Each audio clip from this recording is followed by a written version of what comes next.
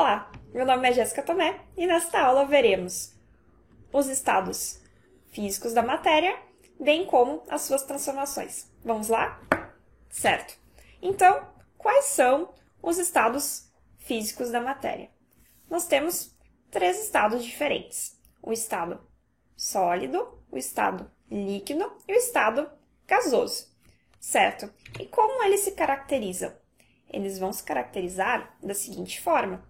No estado sólido, nós temos forma e volume definidos, como, por exemplo, num cubo de gelo.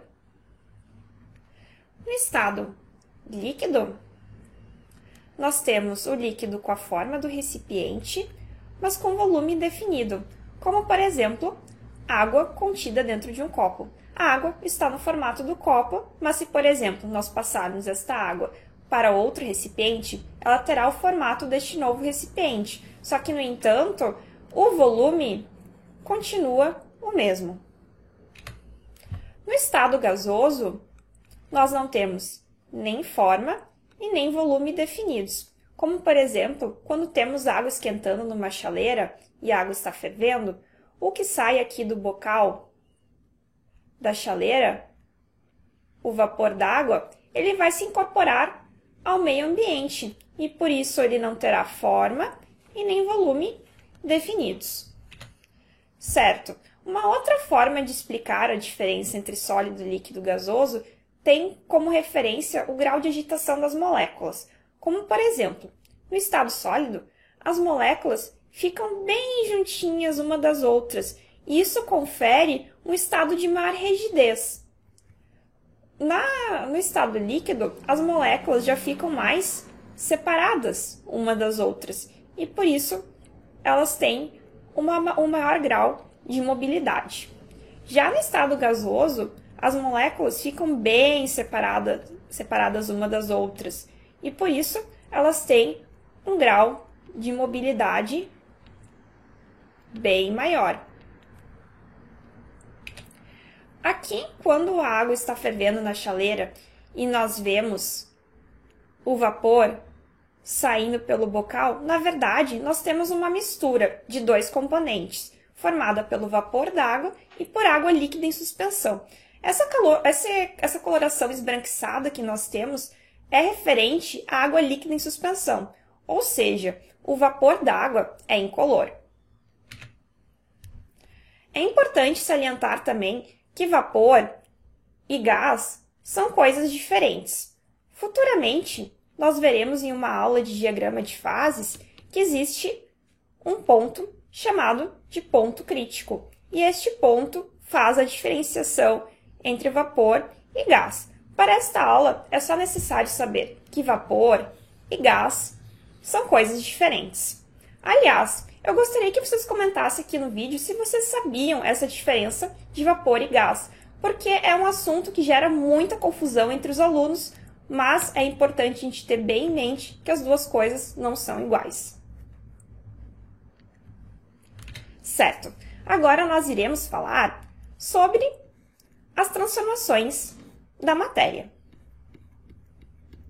Nós temos dois tipos de transformação: a transformação endotérmica e a transformação exotérmica. Na transformação endotérmica, nós temos um sistema que vai recebendo calor e assim as transformações vão ocorrendo. Vamos supor que o nosso sistema é formado de gelo. Sistema é a porção da matéria que está em estudo.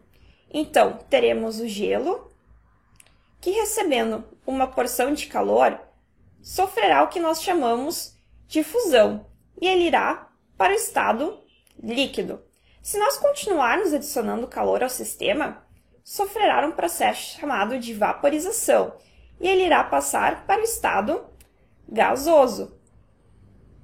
Nós também temos uma transformação que vai do estado sólido diretamente para o estado gasoso, e o nome dela é sublimação. Um exemplo disso é o gelo seco. Nós também temos o efeito contrário, quando nós retiramos a energia do sistema. Essas são as transformações exotérmicas. Se nós tivermos vapor d'água no estado gasoso e nós retirarmos energia em forma de calor, ele sofrerá o processo de liquefação ou condensação. Os dois termos significam a mesma coisa. Ou seja, a água passará do estado gasoso para o estado líquido. Se nós continuarmos retirando energia do sistema, essa água líquida sofrerá um processo de solidificação e assim a água passará do estado líquido para o estado sólido. Nós também temos o inverso da sublimação, que curiosamente também se chama sublimação, mas pode ser chamada de ressublimação, que é a passagem de vapor d'água do estado gasoso, por exemplo, diretamente para o estado sólido. Isso pode ocorrer em países muito frios. Certo. Mas eu preciso destacar uma coisa. A vaporização pode ocorrer de 3 formas distintas. A primeira delas se chama evaporação. Um exemplo de evaporação é uma roupa secando num varal. Então, o que acontece? A temperatura em que ocorre a evaporação é a temperatura ambiente e não há formação de bolhas e nem agitação, ou seja, é um processo mais lento. Na ebulição, como acontece numa chaleira com água fervendo, nós temos a formação de bolhas e a agitação. E na calefação, nós vamos ter uma vaporização muito rápida sobre uma superfície muito quente. E aqui eu vou trazer um exemplo de calefação. Vamos supor que nós temos uma frigideira bem quente. O que acontece? Se eu deixar cair uma gota de água em cima dessa frigideira bem quente, ela irá vaporizar muito rápido. E essa vaporização nós chamamos de calefação. Essa é uma experiência bem fácil de se fazer em casa e bem interessante. Uma outra aplicação do conteúdo estudado é o funcionamento de um desembaçador de um carro. Vamos ver como isso funciona. Em dias frios e chuvosos, a temperatura externa do carro é mais fria que a temperatura interna. E vai ocorrer o seguinte fenômeno.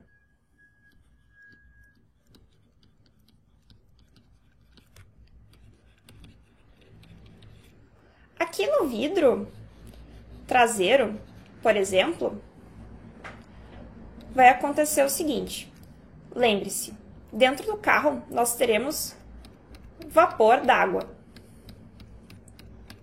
E este vapor, quando entrar em contato com a superfície do vidro mais frio, vai passar pelo processo de condensação, conforme nós vemos aqui no esquema. Vapor d'água no estado gasoso vai perder calor, entrando em contato com o vidro, e por isso passará para o estado líquido. Agora, qual que é a funcionalidade do desembaçador? O desembaçador, ele é formado por essas linhas aqui, retas, que ficam no vidro traseiro do carro. E o que acontece? Esse sistema vai aquecer o vidro e a água que está condensada, como vemos aqui na imagem, com essas gotículas de água, ela irá vaporizar.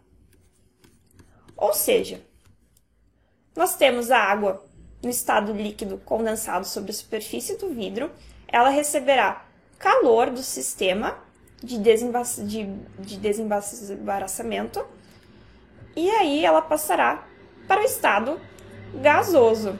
E assim, o motorista consegue ter uma visualização melhor. E é isso daí. Espero que vocês tenham gostado da aula. Curtam, se inscrevam no canal, bons estudos e até mais!